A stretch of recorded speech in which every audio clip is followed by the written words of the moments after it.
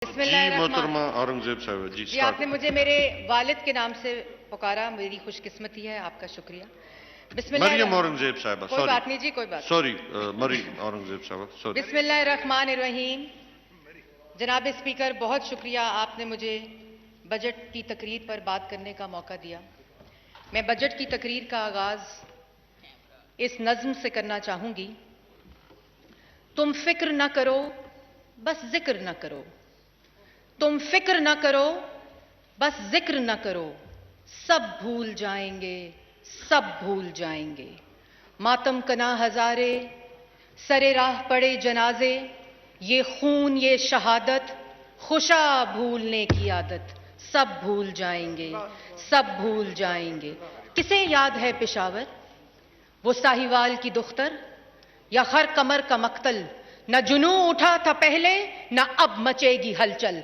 सब भूल जाएंगे, सब भूल जाएंगे। और जनाब स्पीकर, फिर यह हुआ कि सब भूल गए। 30 अक्टूबर 2011 की शाम लाहौर में नए पाकिस्तान के चंद चढ़ाते वादे सब भूल गए। 30 मई 2017 200 माशी माहिरीन की दुनिया की मानी हुई टीम को सब भूल गए। 100 दिन में रियासत मदीना बनाने के दावे सब भूल गए। 1 करोड़ नौकरी, 50 लाख घर सब भूल गए। 17 अगस्त 2018 कौम के दिमाग छोटे रह गए हैं की दुहाई सब भूल गए। कश्मीर का सौदा हो गया, जनूबी पंजाब बनेगा सूबा सब भूल गए। वजीर आजम हाउस से लेकर गवर्नर हाउस तक बनेगी यूनिवर्सिटी सब भूल गए। Zainab alert bill, indirect tax नहीं लगाऊंगा, 350 डैम बनाऊंगा जिससे पूरे पाकिस्तान को बिजली मिलेगी सब भूल गए। जनाब स्पीकर, मर जाऊंगा, लुट जाऊंगा, फना हो जाऊंगा, खुदकुशी कर लूंगा, IMF नहीं जाऊंगा सब भूल गए। जनाब स्पीकर, लेकिन हम भूलने नहीं देंगे, हम भूलने नहीं देंगे, क्योंकि ये तसलसल है, क्योंकि ये तसलसल है 2014 में मुंतखब वजीर आजम के खिलाफ धरने का। यह तसलसल है 2017 में 3 दफा के मुंतखब वजीर आजम को उस कानून पे नाअहल करो जो 2021 में पास होता है, 10 जून 2021 को। यह तसलसल है चीफ जस्टिस ऑफ पाकिस्तान के दफ्तर को इस्तेमाल करके नवाज शरीफ को उसकी पार्टी की सदारत से हटाओ। यह तसलसल है चीफ जस्टिस ऑफ पाकिस्तान के दफ्तर को साकिब निसार साहब के दफ्तर को इस्तेमाल करके एक पार्टी को 2018 में RTS को बिठाकर नालायक नाअहल झूठे टोले को मुसल्लत करो। यह तसलसल है 2018 से लेकर 2019 में तमाम ऑपोजिशन बेंचेस को सजाए मौत की चक्कियों में डालो, मीडिया हाउसेस को बंद करो, मीडिया वर्कर्स के चूल्हे बंद करो, पार्लियामान को ताला लगाओ। और अब जनाब स्पीकर, 2 साल 10 माह 7 दिन की कारकर्दगी, 2 साल 10 माह 7 दिन में 6 दफा काबीना बदली, 4 दफा वजीर खजाना बदला, 4 दफा FBR का चेयरमैन बदला, 4 दफा बोर्ड ऑफ इन्वेस्टमेंट का चेयरमैन बदला, और दिन रात सुबह शाम एक कर दी गई। लेकिन 2 साल 10 माह 7 दिन में 16% महंगाई, 50 लाख लोग बेरोजगार, 2 करोड़ लाख गुर्बत की लकीर से नीचे। जनाब स्पीकर, 13,000 का तारीखी कर्जा, अनएम्प्लॉयमेंट रेट 15% पे मुल्क की तारीख की बुलंद तरीन सतह पर, बिजली और गैस के बिलों में 60 से 100% इजाफा, आटे की कीमत में 150% इजाफा, बच्चों के दूध की कीमत में 31% इजाफा, दवाइयों की कीमत में 500% इजाफा, चीनी 2018 में 52 रुपए की, और चीनी कमीशन की इंक्वायरी के दरमियान हम सब ने चीनी 120 रुपए किलो खरीदी। जनाब स्पीकर, पाकिस्तान की आवाम ने 2 माह 10 महीने और 7 दिनों में टमाटर और अदरक 700 रुपए किलो खरीदे। जनाब स्पीकर, हम भूलने नहीं देंगे, हम भूलने नहीं देंगे। अखबारात और चैनल पर हमला, हम भूलने नहीं देंगे सहाफियों पर हमला, हम भूलने नहीं देंगे सिविल सोसाइटी का गला घोटा गया, इस पार्लियामान का गला घोटा गया, ऑपोजिशन का गला घोटा गया। जनाब स्पीकर, आज हर पाकिस्तानी 2.25 लाख रुपए का मकरूज है जनाब स्पीकर। और जनाब स्पीकर, जब ये बजट आया तो मैंने सोचा कि इस बजट में एक नए कारीगर को लाया जा रहा है, कोई नई फनकारी होगी, कोई नई चमत्कारी होगी, क्योंकि बड़ा नाम मार्केट में दस्तयाब वजीर कारीगर को लाया गया। और जब हमने ये सोचा था कि इस दफा इस बजट के ऊपर मस्बत तकरीर करके पाकिस्तान की आवाम के सामने वो तमाम चमत्कारियों और फनकारियों को लाया जाए, लेकिन जनाब स्पीकर 16 जून की बजट की किताबों की मार खाकर, गालियां खाकर मैं इस नतीजे पर पहुंची हूं कि इन लोगों से पाकिस्तान की आवाम को कोई उम्मीद नहीं है।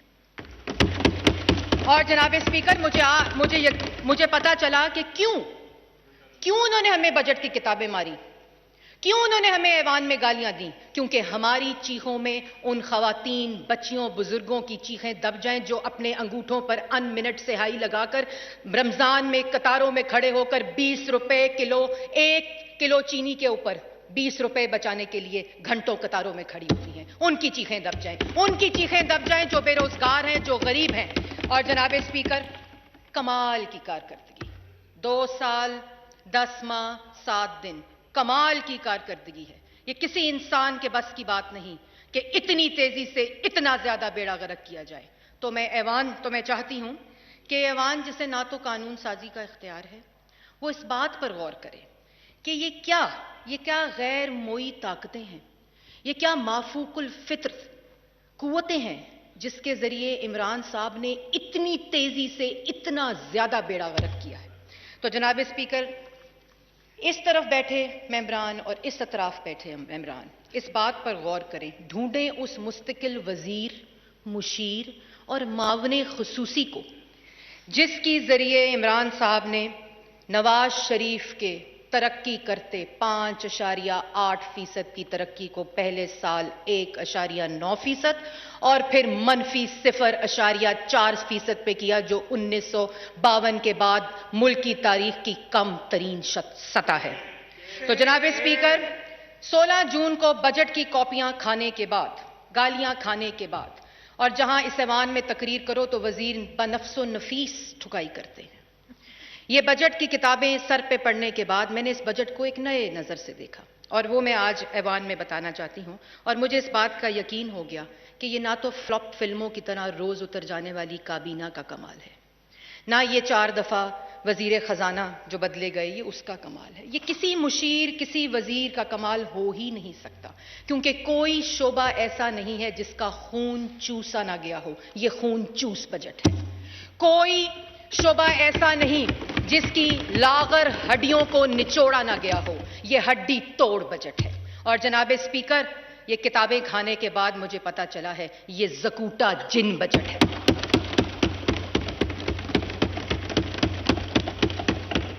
ये किसी वजीर, किसी मुशीर का काम नहीं। ये कमाल की कारकर्दगी उस ज़कूटा जिन के है जो इमरान खान साहब के पास पहले दिन से मौजूद है, जो कहता है मैं क्या करूं, मुझे काम बताओ, मैं किसको खाऊं, और जिसकी कारकर्दगी की वजह से आज दुनिया की दूसरी बड़ी तादाद 22 बिलियन बच्चे पाकिस्तान में स्कूलों में नहीं जा रहे। ये उसकी कारकर्दगी है कि पाकिस्तान में आज बेरोजगारी की सतह 15% मुल्क की तारीख की सबसे बड़ी सतह है। ये उस ज़कूटा जिन का कमाल है कि जिसने सरकारी मुलाजमीन के मेडिकल बिलों पर 10 बिलियन का टैक्स लगा दिया।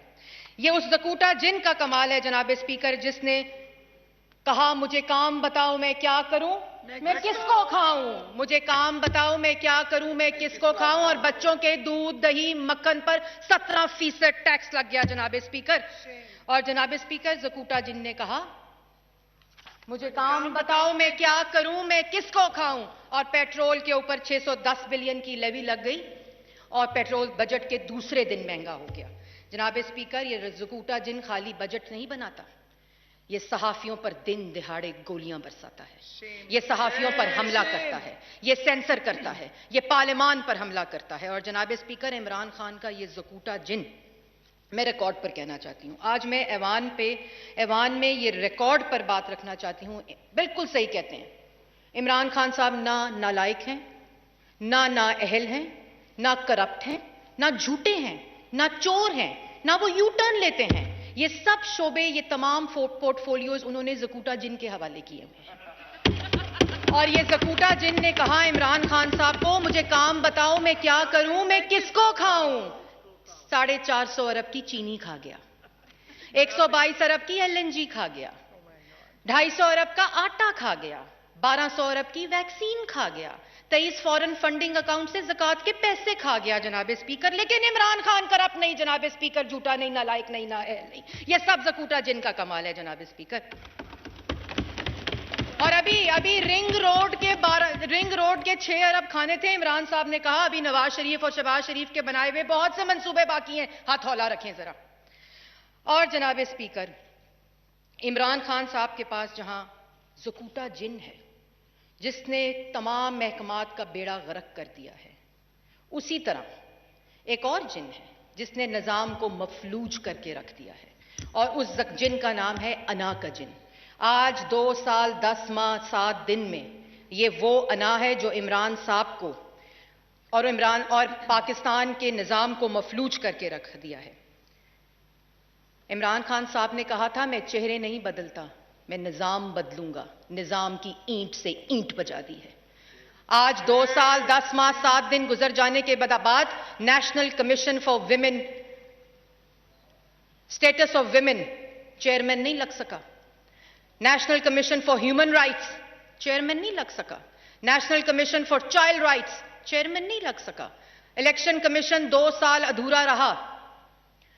पाकिस्तान ब्यूरो ऑफ स्टैटिस्टिक्स का चेयरमैन नहीं लग सका। और ये कौन सी कमी है, ये कौन सी नालायकी है? ये कोई कमी और नालायकी नहीं है, इमरान साहब की अना है। ये वो अना का जिन है जो शहबाज शरीफ के साथ मुशावरत नहीं करने देता ताकि इन कमीशंस के ऊपर चेयरमैन लगाया जा सके। जनाब स्पीकर, मेरी खत्म होने वाली है जी तकरीर, मुझे पता है कि मेरा टाइम एलोकेटेड कितना है। और जनाब स्पीकर, मैं एक और बात कहना चाहती हूं कि जैसे मैंने पहले कहा कि एक निज़ाम को चलने नहीं देता, वो अना का जिन है। और जिसने निज़ाम को मफलूज करके रख दिया है, जो किसी महकमे को चलने नहीं देता, वो ज़कूटा जिन है। अना का जिन निज़ाम नहीं चलने देता और ज़कूटा जिन बचे कुचे निज़ाम की हड्डियां चबा रहा है जनाब स्पीकर। और जनाब स्पीकर, बड़े दावे लगाए गए, बड़ी बातें की गई। कहां गया वो गंदा नाला, कहां गया वो साफ पानी, कहां गया वो आशियाना, किधर गई वो मुल्तान मेट्रो की करप्शन, किधर गई वो डिफिड के पैसों की करप्शन। और हमें अरशद मलिक की वीडियो भी याद है जनाब स्पीकर, हम भूलने नहीं देंगे। और आज ऑपोजिशन के तमाम बेंचेस पे जो लोग फ्रंट बेंचेस पे बैठे हैं, ये है नवाज शरीफ के सिपाही। इन्होंने एहतसाब की बदबूदार सियासी इंतकाम से की छन्नी से गुजरकर आज शहबाज शरीफ पर जो केस एफआईए ने डाला है, वो नैब की नाकामी का सबूत है, वो नैब न्याजी की नाकामी का सबूत है। और आज जो केस एफआईए ने बुलाया है शहबाज शरीफ और हमजा शहबाज को, वो 4 दफा केस इंक्वायर और इन्वेस्टिगेट हो चुका है। आज भी नैब अदालत के अंदर रेफरेंसेस उसके मौजूद हैं। तो जनाब स्पीकर, आखिर में मैं ये कहना चाहती हूं कि ये अना का जिन सिर्फ 2 बार छुट्टी जाता है, सिर्फ 2 बार छुट्टी जाता है। एक उस वक्त जब नवाज शरीफ और शहबाज शरीफ के बनाए हुए मंसूबों के ऊपर तख्ती लगानी होती है, क्योंकि 13,000 अरब का कर्जा तो ले लिया, एक ईंट नहीं लगाई। और दूसरी दफा ये अना का जिन उस वक्त छुट्टी जाता है जिस वक्त नवाज शरीफ के बनाए हुए मंसूबों को मुल्क की तरक्की के लिए गिरवी रखा जाता है जनाब स्पीकर। तो कहां गई वो करप्शन इन मंसूबों की? ये तो करप्शन से मंसूबे बने थे, ये तो करप्शन से मंसूबे बने थे जनाब स्पीकर। किधर गई करप्शन? अगर करप्शन थी तो बंद करते मंसूबे। क्यों आज लाहौर मेट्रो चल रही है, रावलपिंडी इस्लामाबाद मेट्रो चल रही है, मुल्तान मेट्रो चल रही है, बिजली के मंसूबे चल रहे हैं। और हम भूलने नहीं देंगे कि आज जो बिजली पाकिस्तान की आवाम इस्तेमाल कर रही है, जो मंसूबे नवाज शरीफ और शहबाज शरीफ बना गए, इन नालायकों से, नाअहलों से वो मंसूबे चलाए नहीं जाते। और आज भी वो बिजली नवाज शरीफ की बनाई हुई बिजली है जिस पे पाकिस्तान चल रहा है।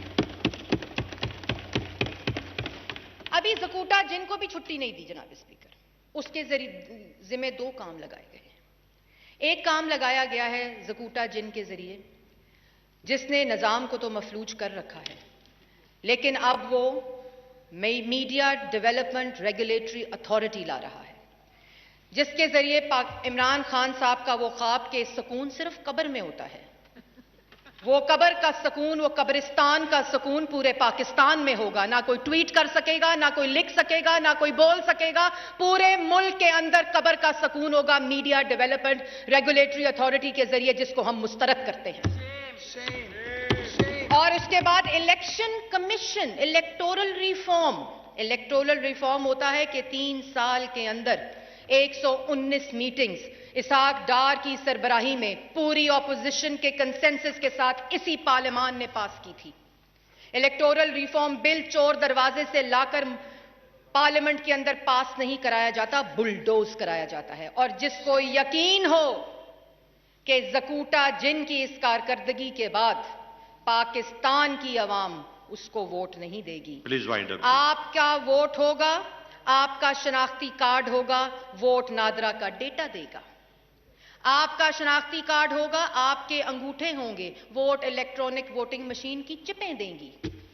डस्का में तो इलेक्शन कमीशन के अमले को उठाया था, इधर प्रिजाइडिंग ऑफिसर सिर्फ इलेक्ट्रॉनिक वोटिंग मशीन की चिप्स बदलेंगे, क्योंकि अब यकीन है कि आरटीएस तो बैठा था 2018 में बड़ी मेहनत करके और पाकिस्तान मुस्लिम लीग नून को हराया गया था, लेकिन अब इलेक्ट्रॉनिक वोटिंग मशीन्स के जरिए पाकिस्तान के अंदर ऐसी धांधली की जाएगी जो पाकिस्तान की तारीख याद रखेगी। लेकिन हम होने नहीं देंगे, हम इस बिल को पास होने नहीं देंगे जिस पे पाकिस्तान की आवाम के वोट पे डाका डाला जाए। जनाब स्पीकर जी, मैं बिल्कुल आखिरी 2 मिनट है।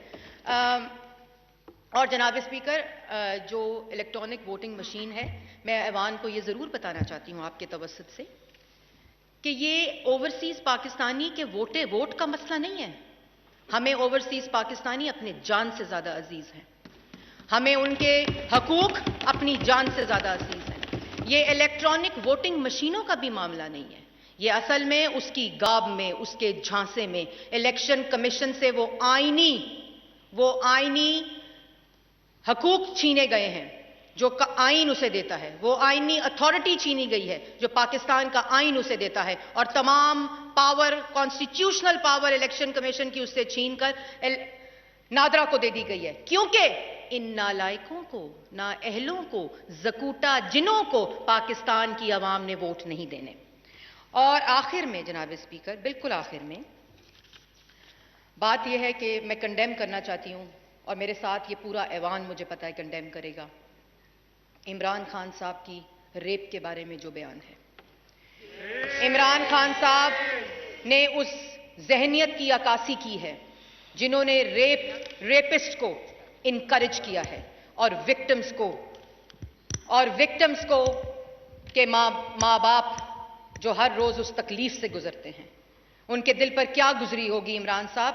क्या ज़ैनब ने छोटे कपड़े पहने हुए थे? इस बात का जवाब आपके पास है? क्या उन मासूम बच्चों के साथ जिनके साथ ज्यादती होती है, क्या वो मासूम बच्चे छोटे कपड़े पहनते हैं और वो टेम्प्ट करते हैं? मर्द रोबोट्स नहीं होते? आपको शर्म आनी चाहिए। और आपका वो बयान कि कश्मीर का मसला हो जाए, कश्मीर का सौदा तो आपने कर दिया। आपका वो बयान कि कश्मीर का सौदा हो जाए तो हमें न्यूक्लियर डेटरेंस की जरूरत नहीं है। ये न्यूक्लियर डेटरेंस आपकी नहीं है, ये पाकिस्तान की आवाम की है। ये पाकिस्तान की आवाम की न्यूक्लियर डेटरेंस है। ये जामिन पाकिस्तान की आवाम है इसका। इसलिए आप बराए मेहरबानी, आपकी अहलियत सिर्फ कश्मीर का सौदा करने की थी, इस तरफ ना आए, आपकी मेहरबानी होगी। और आखिर में मैं अपनी तकरीर को समेटते हुए बात करूंगी कि आपने मुझे वक्त भी दिया और मैंने अपनी बात का भरपूर तरीके से बयान भी की। जाते जाते लाहौर में जो कल ब्लास्ट हुआ है उस पर भी अंदोनाक वाक़े की मैं शदीद मज़म्मत करती हूँ, और मैं ये ज़रूर कहती हूँ कि इसकी तहकीकात होनी चाहिए, और वो मासूम, वो पुलिस अहलकार जो कल शहीद हुए उनको खराज तहसीन पेश करती हूँ, और ऐवान के साथ अपनी पार्टी के बिहाफ पर भी उनको खराज तहसीन। बस ये मैं आखिर में ख़त्म कर रही हूँ। इस बात के साथ इसके बाद मैं आपसे गुजारिश करूँगी कि आप फातिहा ख्वानी भी उनके लिए करा लीजिएगा कलेक्टिवली। इस बात के साथ मैं इस शेर से अपनी बात को ख़त्म करूँगी। ये ज़र की जंग है न ज़मीनों की जंग है, ये जर की जंग है न जमीनों की जंग है, ये जंग है बका के असूलों के वास्ते। और जो खून हमने नजर दिया है जमी को, जो खून हमने नजर दिया है जमी को, वो खून है गुलाब के फूलों के वास्ते। और फूटेगी सुबह अमन, और फूटेगी सुबह अमन, लहू रंग ही सही। फूटेगी सुबह अमन, लहू रंग ही सही, कुछ कोर बातनों की नजर तंग ही सही। Thank you. पाकिस्तान जिंदाबाद।